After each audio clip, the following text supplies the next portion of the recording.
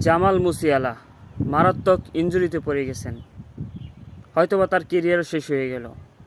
মাত্র 22 বছর বয়স, জার্মানি তারকা।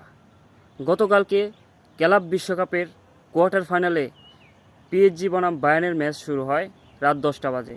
সেখানে প্রথম হাফ টাইমের কিছুক্ষণ আগেই ভয়াবহ এক ইনজুরিতে পড়ে যান জামাল মুসিয়ালা। রিপোর্টে দেখা গেল তার পা ভেঙেই গেছে। হয়তোবা তার কেরিয়ার শেষ। তিনি কি আর ফুটবলে ফিরতে পারবেন? জার্মান এই সুপারস্টার, মাত্র 22 বছর বয়স, 26 বিশ্বকাপে তিনি জার্মানের 10 নম্বর জার্সিটাও গায়ে দিতেন। সেটা কি আর পারবেন তিনি? তিনি কি আর ফিরতে পারবেন? ক্লাব বিশ্বকাপের কোয়ার্টার ফাইনালে তার কেরিয়ার শেষ হয়ে গেল। পিএসজি বনাম বায়ার্নের উত্তেজনা ম্যাচে দর্শকরা যখন উত্তেজিত ছিল, তখনই হঠাৎ করে এই ইনজুরিটা হয়ে গেল। সবাই চুপ হয়ে গেলেন, কারণ মারাত্মক ইনজুরিতে পড়ে গেলেন জামাল মুসিয়ালা। তার পায়ের জাদু আর দেখতে পারবে না। হয়তোবা তার কেরিয়ার শেষ। মারাত্মক ইনজুরিতেই পড়ে গেলেন জামাল মুসিয়ালা।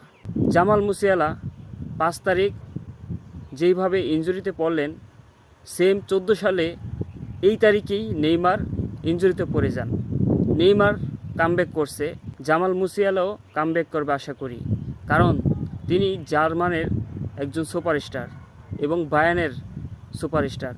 তাকে কামব্যাক করতে হবেই, কারণ তার পায়ের জাদু এখনও দেখার বাকি রয়েছে পুরো বিশ্বের। জামাল মুসিয়ালা মারাত্মক ইনজুরিতে পড়ে যাওয়ার পর সবাই চুপ হয়ে গেছিল স্টেডিয়ামে।